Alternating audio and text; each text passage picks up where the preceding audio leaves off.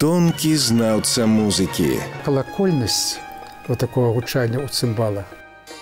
Есть такая атмосфера, знаете, как быццам бы я адчуваю эту пару года.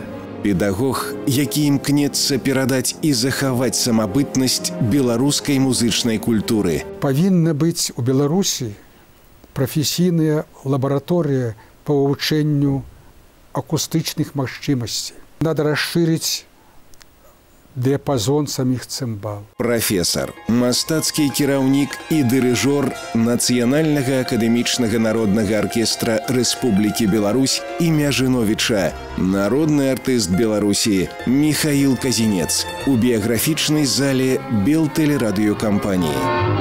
А вось такі цікавы інструмент, гэта што было, ліра? Цимбалы, ліры і дудачкі. Успомнім значныя моманты жыцця і творчасці маэстра з дапамогай фондавых матэрыялаў.